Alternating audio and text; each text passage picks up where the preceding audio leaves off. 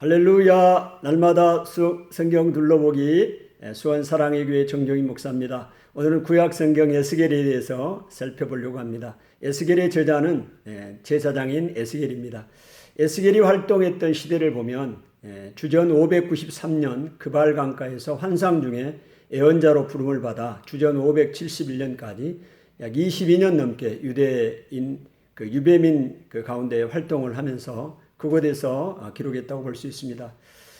이 시대적인 배경을 보면 북이스라엘이 주전 722년에 멸망한 후 약 130여 년이 흐른 상황인데요. 에스겔은 30세부터 52세에 이르기까지 예언을 했다고 볼 수 있습니다. 에스겔은 제사장 부시의 아들로 주전 597년 제2차 유배 때 바벨론으로 사로잡혀갔습니다. 바벨론의 남쪽 성읍 니프로 부근에 있는 유브라데 강가 수로 가운데 하나인 그발강 근처에 데라빕에 정착을 했습니다. 장로들이 에스겔에게 묻기 위해 그의 집에 찾아왔던 것을 보아 에스겔 집안은 예루살렘의 유력한 제사장 가문에 속했던 것 같습니다. 에스겔에는 아내가 있었는데 그녀는 예루살렘이 함락되기 직전에 갑자기 죽음을 맞았습니다. 에스겔이라는 이름은 하나님께서 강하게 해주옵소서 또는 하나님께서 강하시다라는 뜻을 갖고 있습니다. 그는 587년 예루살렘이 바벨론에 멸망당하기까지 주로 심판 예언자로 애가와 애곡과 재앙의 메시지를 전하다가 그 이후에 파수꾼 예언자로 회개와 회복의 메시지를 선포했습니다. 배경과 그 기록 목적을 보면 개혁 군주였던 요시야 왕의 뒤를 이어 보좌에 오른 여호와김은 아버지와 너무 달랐습니다. 애굽의 바로 누구의 도움을 받아 왕이 된 그는 폭력과 불법으로 유다를 통치했습니다. 그는 무모하게 바벨론 왕 느부갓네살에게 반기를 들다가 예루살렘이 포위당하는 위기를 초래했죠. 바벨론의 침공 직후에 죽은 아버지를 대신하여 왕이 된 그의 아들 여호와긴이 신속히 항복했기에 멸망은 면할 수 있었지만 유다는 혹독한 대가를 치러야 했습니다. 주전 597년에 여호와김을 비롯한 예루살렘과 유다의 유력자들과 수공업자들이 대거 바벨론으로 잡혀가게 됩니다. 예루살렘의 그 제사장 가문에 속했던 에스겔의 집안도 이때 유배를 당했죠. 느부갓네살의 왕위에 오른 시드기야는 또 시드기야와 예루살렘의 남은 자들은 위기를 극복할 수 있는 능력이 없었습니다. 에레미야가 예루살렘에서 또 에스겔이 유배지에서 임박한 멸망을 선포하며 긴급히 하나님께로 돌아올 것을 선포했지만 이미 죄의 세력이 사로잡힌 자들의 귀에는 마치 이방인의 언어와 같았습니다. 시드기야가 애굽의 조정을 받은 자들의 압력에 굴복해 바벨론에 반기를 둔 후 유다는 돌이킬 수 없는 길을 갔습니다. 주전 587년 바벨론 군대에 의해 예루살렘이 함락당하고 성전이 화염에 휩싸였습니다. 하나님 백성이 정치적으로 죽음을 맞이한 것이죠. 이 에스겔서의 구조를 보면 주제와 내용에 따라 1장부터 24장까지 이스라엘의 심판과 멸망을 말하고 있고요. 25장부터 32장까지는 열방의 신탁, 33장부터 48장까지 이스라엘의 구원과 회복의 세 단락으로 나눌 수가 있습니다. 에스겔의 구조에 따르면 주전 593년부터 587년까지 에스겔은 그발 강가에서 부름을 받을 때 여호와의 명에 따라 애가와 애곡과 재앙의 말을 선포하는 심판하는 예언자였습니다. 또 이스라엘이 멸망한 이후에는 파수꾼의 예언자였습니다. 에스겔서를 통해서 우리에게 주시는 그 메시지가 또 현대적으로 우리가 적용을 해본다면 에스겔은 처음부터 마지막까지 하나님의 영광에 사로잡혀 그분의 영광을 선포했습니다.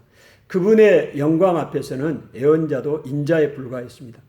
하늘을 열고 계시는 그분의 영광은 지상의 어떤 권력도 용납하지 않으십니다. 이스라엘 사람들을 사로잡아온 바벨론의 권력도 그분의 영광 앞에서는 아무것도 아닙니다. 바벨론 사람들이 신으로 숭배하던 생물들은 하나님의 보좌를 움직이는 피조물에 불과했습니다.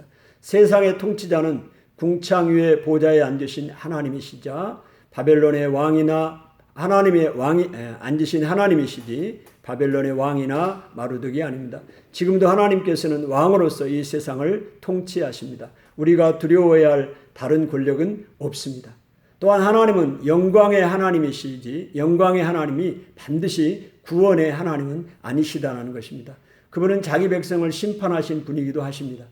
에스겔은 구원의 이데올로기로 무장한 성전 신학에 맞서 하나님 중심적 신앙을 주장했습니다. 예루살렘이 여호와의 성전이라는 사실이 구원을 보장하지 않습니다. 성전과 하나님은 일치될 수 없습니다. 성전과 제사가 하나님께 의존적이지 그 반대가 아니기 때문입니다. 이스라엘의 하나님 여호와는 성전과 제사로부터 독립된 분이십니다. 예루살렘 성전이 하나님의 의지를 충분히 대변하지 못할 때 그분은 자기 성전을 버릴 수 있습니다. 예루살렘 성전은 여호와께서 그곳에 머무실 수 있도록 자신을 깨끗하게 지켜야 합니다. 이스라엘이 하나님의 백성이라는 교리적 주장도 하나님을 강제하지 못합니다. 이스라엘이 하나님의 백성이라면 그분만 섬기며 그분께 순종하는 삶을 살아야 합니다. 이스라엘의 피택은 분명 특권이지만 다른 한편으로 책임이 수반된 특권임을 알아야 하죠. 교회의 경우도 마찬가지입니다. 주님이 교회를 선택하셨지 교회가 주님을 선택한 것이 아니기 때문입니다. 교회가 주의 말씀을 왜곡하거나 세상과 타협할 때 주님은 교회를 버리고 심판하실 수 있습니다. 전통과 교리도 귀중하지만 교회는 무엇보다도 살아계신 하나님의 음성을 듣고 전해야 할 사명이 있습니다. 에스겔은 책임을 강조하는 파수꾼 예언자로 선포합니다. 포로기 이전에 활동했던 수많은 예언자들은 영적 위기를 제대로 감지하지 못하고 예루살렘의 무조건적인 구원을 선포했다가 백성을 멸망에 빠뜨렸습니다. 이들은 제 유익에 따라 움직이는 황무지의 여호와 같은 자들이었고 내부의 균열로 무너져가는 성벽에 회칠한 자들이었습니다. 또 이제 하나님은 예언자들에게 그 시대에 주어지는 말씀을 바르게 선포할 것을 요구하십니다. 예언자들은 공동체의 영적 형편을 분별해서 그 시대에 주어지는 하나님의 음성을 전해야 합니다. 우리에게 적용하자면 성경 말씀을 바르게 해석하여 가르치는 것도 중요하지만 그것이 전부가 아닙니다. 어쩌면 더 중요한 임무는 공동체를 하나님의 말씀 앞에 세워 구성원들로 하여금 자신들의 영적 도덕적 형편을 살펴보게 해주는 것이죠. 공동체의 귀에 달콤한 말씀이 아니라 교회의 외적 성장에 도움이 되는 말씀이 아니라 성도를 생명의 길로 이끄는 말씀을 선포해야 된다라고 말하고 있죠. 오늘 에스겔서를 통해서 오늘 우리에게 주시는 그런 은혜들을 경험할 수 있기를 바랍니다. 감사합니다.